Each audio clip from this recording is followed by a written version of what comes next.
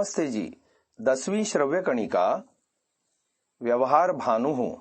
लेखक स्वामी दयानंद जी सरस्वती। गत श्रव्य कणिका में हमने झूठे ग्राहक एवं बजाज की कथा सुनी। अब आगे शीर्षक है धार्मिकों का दृष्टांत।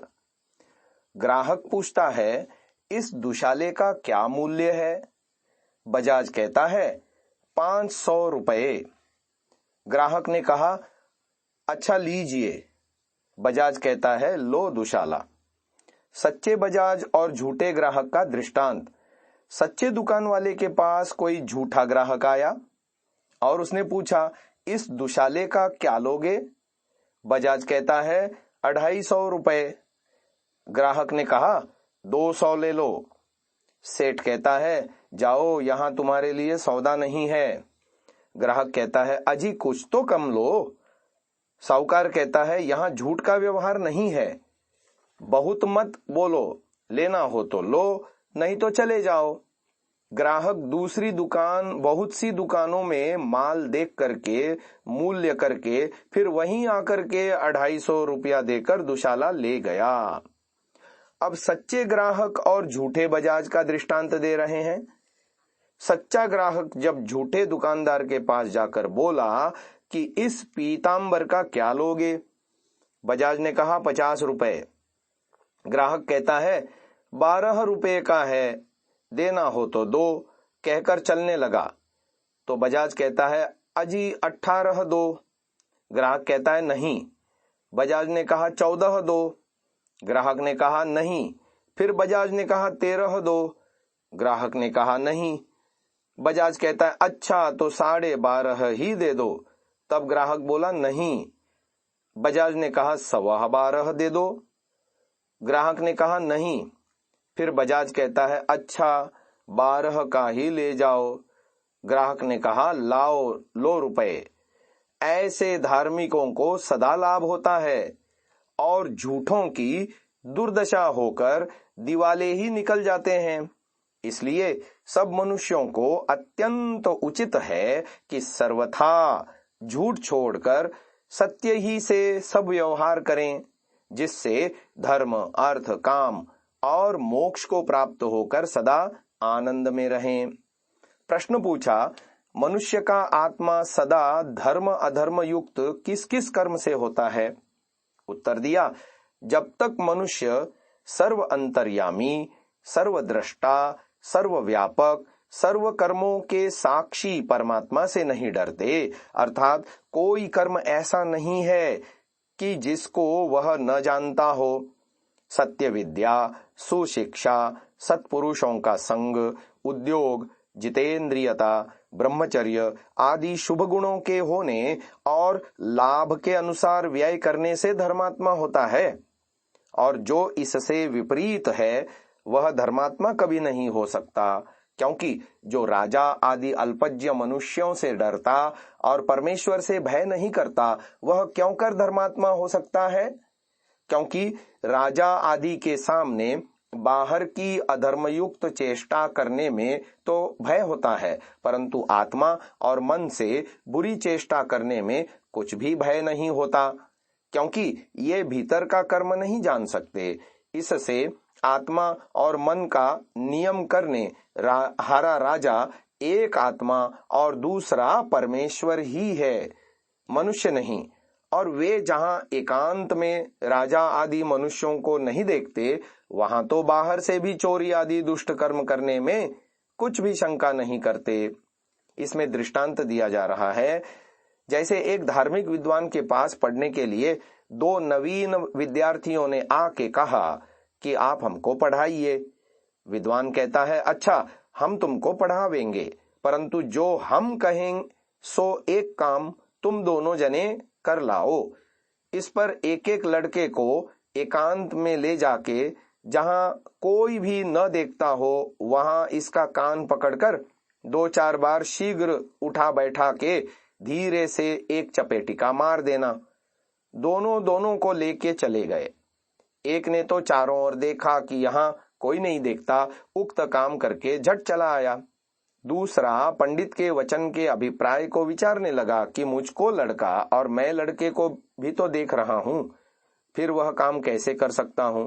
पंडित के पास आया, तब तो प्रथम आया था, उसने पंडित से पूछा कि जो हमने कहा था सो तू कर आया? उसने कहा हाँ। जब दूसरे को पूछा कि तू भी कर आया वा नहीं? उसने कहा नहीं, क्योंकि आपने मुझको ऐसा कहा था कि जहां कोई न देखता हो वहां यह काम करना, सो ऐसा स्थान मुझको कहीं भी नहीं मिला। प्रथम मैं इस लड़के को और लड़का मुझको देखता ही था। पंडित ने कहा कि तू बुद्धिमान और धार्मिक है, मुझसे पढ़। दूसरे से कहा कि तू पढ़ने के योग्य नहीं है, यहां से चला जा। वैसे ही क्या कोई भी स्थान व कर्म है कि जिसको आत्मा और परमात्मा न देखता हो? जो मनुष्य इस प्रकार आत्मा और परमात्मा की साक्षी के अनुकूल कर्म करते हैं, वे ही धर्मात्मा कहते हैं। प्रश्न किया, सब मनुष्यों को विद्वान व धर्मात्मा होने का संभव है व नहीं? उत्तर दिया, विद्वान होने का तो संभव नहीं, परंतु जो धर्मात्मा हुआ चाहे तो सभी हो सकते हैं। अविद्वान लोग दूसरों को धर्म का निश्चय नहीं करा सकते, और विद्वान लोग धार्मिक होकर अनेक मनुष्यों को भी धार्मिक कर सकते हैं। और कोई धूर्त मनुष्य अविद्वान को बहका के अधर्म में प्रवृत्त करा सकता है, परंतु विद्वान को अधर्म में कभी नहीं चला सकता, क्योंकि जैसे देखता हुआ मनुष्य कुएं में कभी नहीं गिरता, परंतु अंधे को तो गिरने का संभव है, वैसे ही विद्वान जो सत्यासत्य को जान के उसमें निश्चय रह सकते और अविद्वान ठीक ठीक स्थिर नहीं रह सकते। आगे शीर्षक आ रहा है, मूर्ख राजा का दृष्टांत। दृष्टांत इस प्रकार है, जैसे एक कोई अविद्वान राजा था। उसके राज्य में किसी ग्राम में कोई मूर्ख भिक्षुक ब्राह्मण था। उसकी स्त्री ने कहा कि आजकल भोजन भी नहीं मिलता, बहुत कष्ट है, तुम पहले दानाध्यक्ष के पास जाना, वह राजा के पास ले जाके कुछ जप अनुष्ठान लगवा देगा। उसने वैसा ही किया। जब उसने दानाध्यक्ष के पास जाके अपना हाल कहा कि आप मेरी कुछ जीविका करा दीजिए, दानाध्यक्ष कहता है मुझको क्या देगा? तो अर्थी कहता है जो तुम कहो। दानाध्यक्ष ने कहा अर्धम अर्धम स्वाहा। अर्थी कहता है महाराज मैं नहीं समझा तुमने क्या कहा।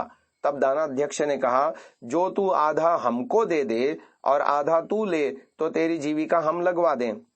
स्वार्थी ने कहा जैसी तुम्हारी इच्छा हो वैसा करो। दानाध्यक्ष अच्छा चल राजा के पास। अब स्वार्थी कहता है चलो। खुशामदियों से सभा भरी हुई थी। दोनों वहां पहुंचे।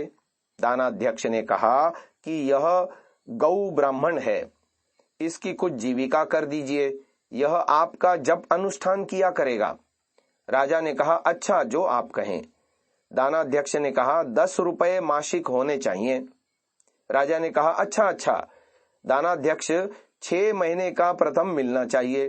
राजा ने कहा अच्छा कोषाध्यक्ष इनको 6 महीने का जोड़ कर दे दो। कोषाध्यक्ष ने कहा जो आज्ञा।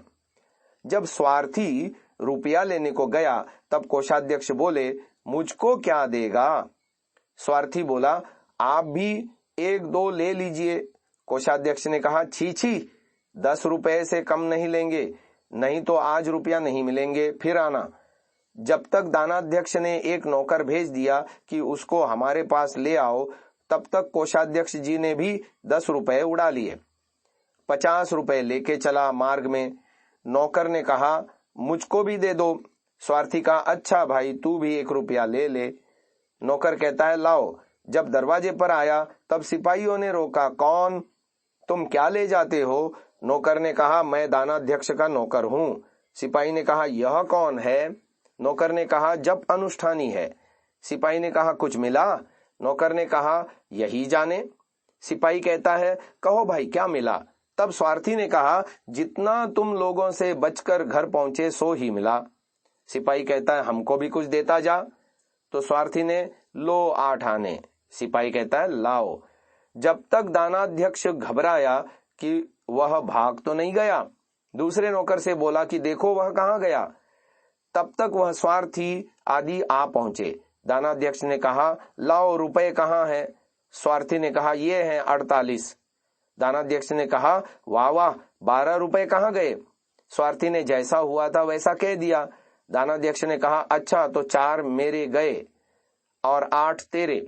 स्वार्थी ने कहा, अच्छा जैसी आपकी इच्छा हो। तब 26 लिए दानाध्यक्ष ने और 22 स्वार्थी ने लेके कहा कि मैं घर हो आऊं, कल आ जाऊंगा। वह दूसरे दिन आया। उसने दानाध्यक्ष से कहा कि तू गंगा जी पर जाकर राजा का जप किया कर और ले यह धोती, अंगोछा, पंचपात्र, माला और गोमुखी। वह लेके गंगा पर गया। वहां स्नान कर माला लेके जप करने बैठा। विचारा कि जो दानाध्यक्ष ने कहा था वही मंत्र है। ऐसा वह मूर्ख समझ गया। सरक माला खटक मणका, मैं राजा का जप करूं, मैं राजा का जप करूं, मैं राजा का जप करूं, जपने लगा। तब किसी दूसरे मूर्ख ने विचारा कि जब उसका लग गया है तो मेरा भी लग जाएगा, चलो वह गया। वैसा ही हुआ। चलते समय दानाध्यक्ष बोला कि तू जा, जैसा वह करता है वैसा करना। वह गया।